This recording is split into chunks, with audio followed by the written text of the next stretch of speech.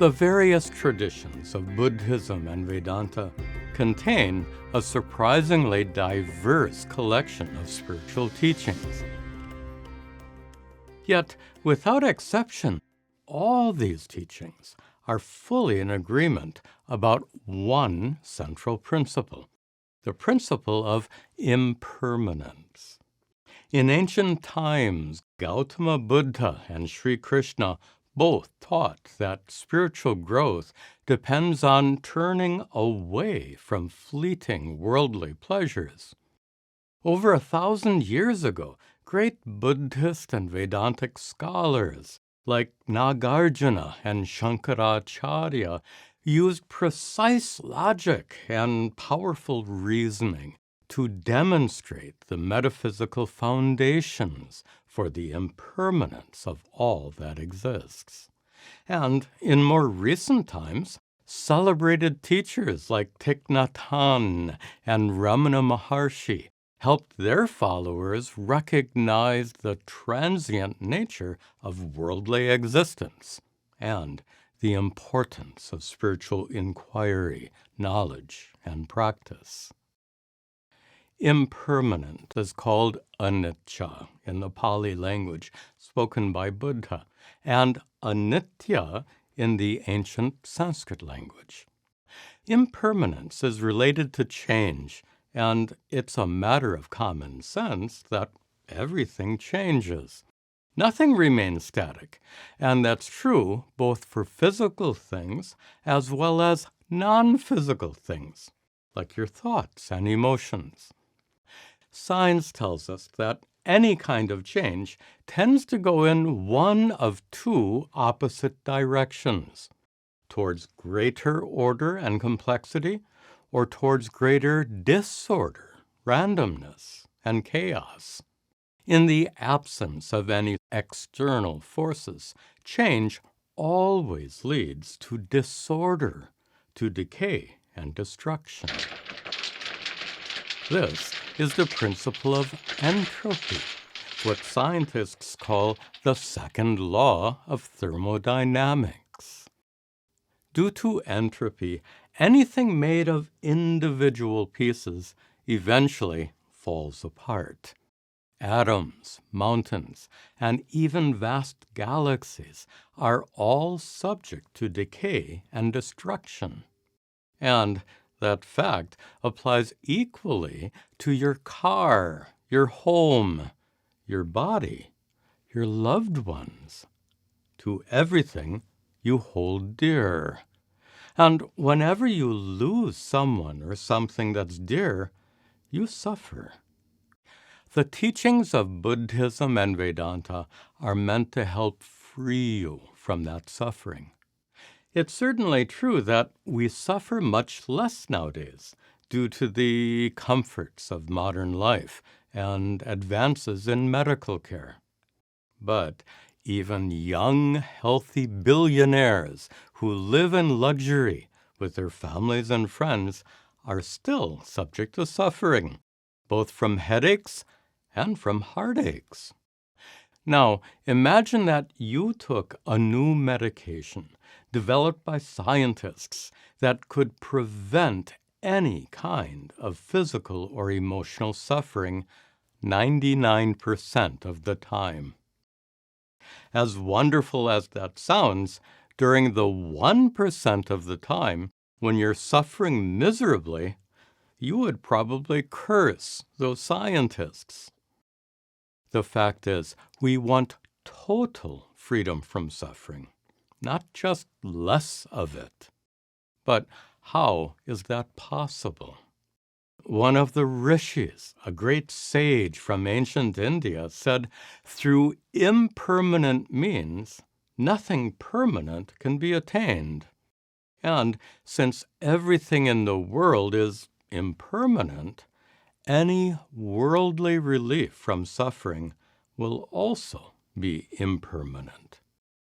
Yet Buddhism and Vedanta both claim to provide lasting, permanent relief from suffering. Even though their teachings are quite different, they both begin with the very same observations. They say, because everything in the world is impermanent, you are subject to losing all that you consider dear: loved ones, health, employment, money, as well as pleasures, physical comforts, and so on. But you suffer not because of losing all those things, but because of your clinging attachment to them. In other words, you suffer due to your inability to let go, your inability to accept unfavorable situations, and your continual longing for whatever you can't have. Attachment is a huge problem for many, if not most, people. Yet the word attachment fails to capture the magnitude of the problem. Attachment is actually emotional dependence.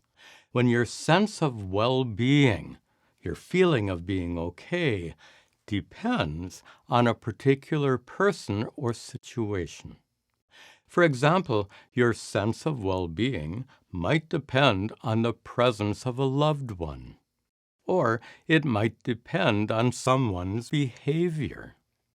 It might also depend on the situation, including your surroundings, your mood at the present moment, your schedule for the day, and thousands of other factors. It might seem quite normal for your sense of well-being to depend on all those factors, but the problem is you have little or no control over many of them.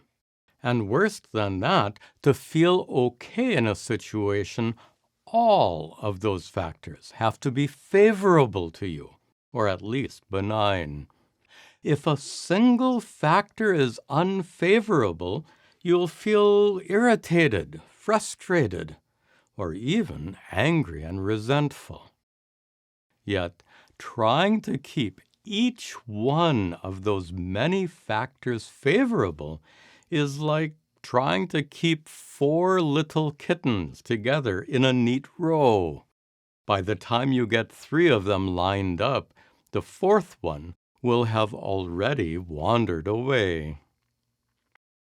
The ultimate solution, of course, is to completely avoid becoming attached or emotionally dependent on anything whatsoever. How can you do that? Well, according to both Buddhism and Vedanta, the first step is to fully and clearly understand the impermanence of everything, especially the impermanence of all that you hold dear. When you completely embrace the fact that everything is impermanent, you'll be much less likely to develop attachments in life, attachments to people, to pleasures and comforts, attachments that make you suffer. Now, that might seem like a really harsh teaching. It suggests that you have to become emotionally detached from everything. But the fact is, unless you break free from all attachments, you will never be free from suffering. Fortunately, breaking free from all attachments doesn't mean that you have to become emotionless, aloof, and indifferent to everyone and everything in your life. For example, the Dalai Lama is presumably free from all attachments, and yet he deeply embodies compassion, love, and kindness. His life shows that it is indeed possible to be loving and detached at the same time. Let's talk about love. Pure love, unconditional love, is untainted by selfishness or self-interest of any kind. But that pure love is often undermined or obstructed by attachment.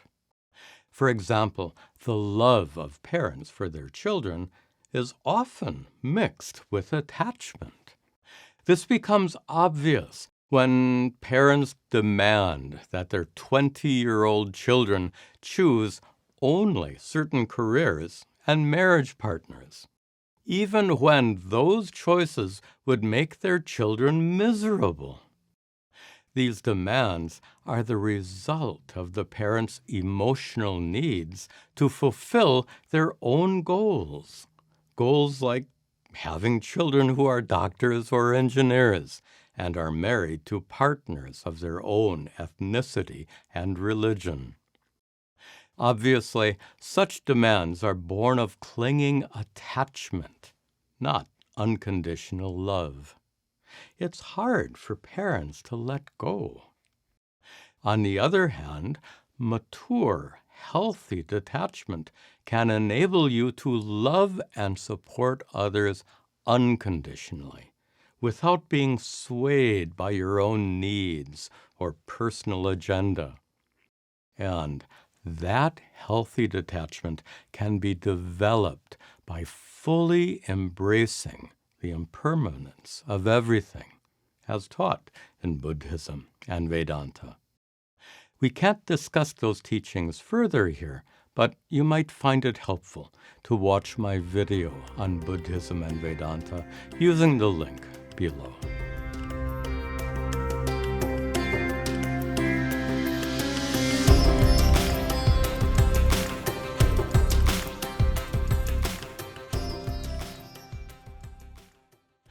Embracing the truth of impermanence and accepting the inevitable decay and destruction of all that exists might seem exceedingly grim, depressing, or fatalistic. But there's another aspect of impermanence that's exceedingly beautiful, an aspect that's the very source of what is sometimes called fragile beauty. Let me explain.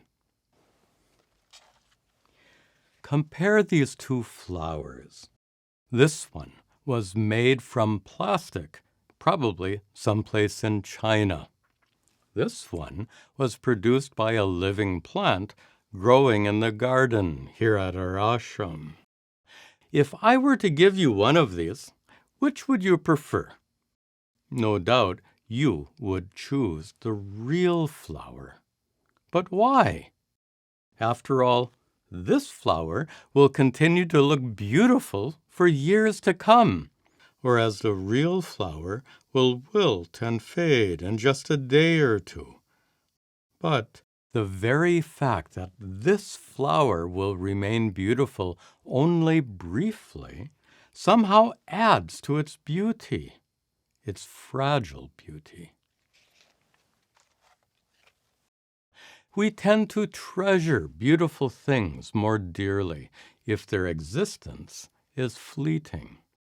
For example, we treasure a live musical performance that lasts only an hour much more than a pristine digital recording that will last forever. We cherish the innocence of little children, innocence that will be lost by the time they're teenagers. And we love to spend time with aging loved ones, knowing that their remaining days are few in number. The fragile beauty of music, children, and elders can evoke deep affection, precisely because it is so fleeting.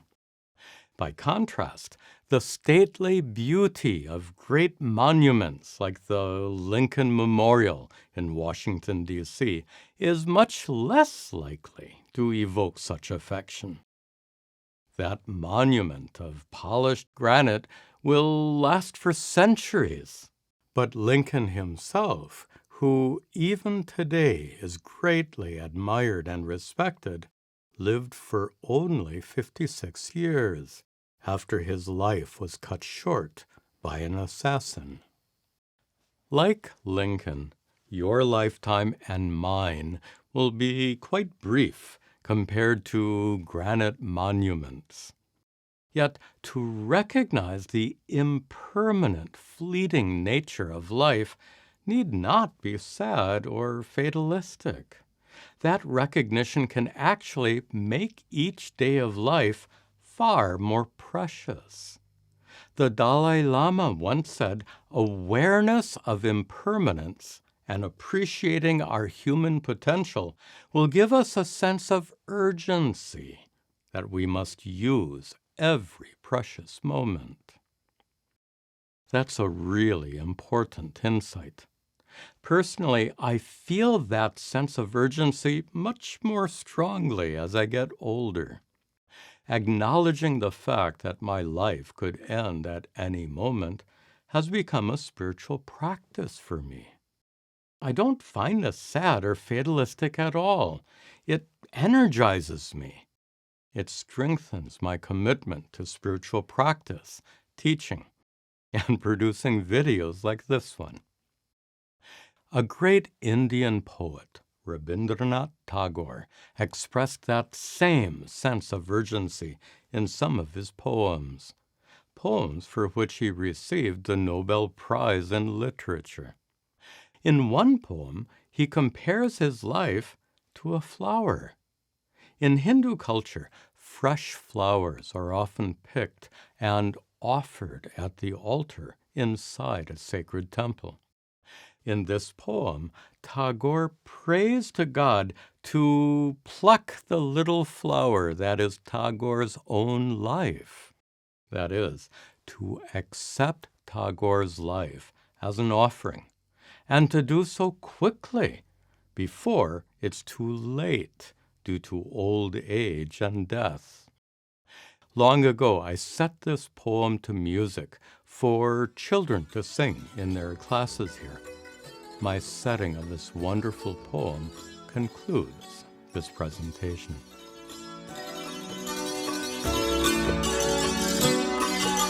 Pluck this little flower, take it, delay not.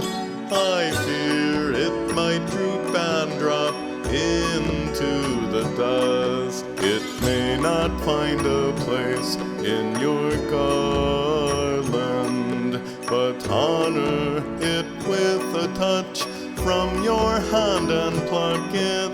Pluck this little flower, take it, delay not. I fear it might droop and drop into the dust. I fear that the day ends before I am aware, and the time of offering goes by. Pluck this little flower, take it, delay not. I fear it might droop and drop into the dust. Though its color be not deep and its smell is faint, use this flower in your work, pluck it while there's time. Pluck this little flower, take it, delay not.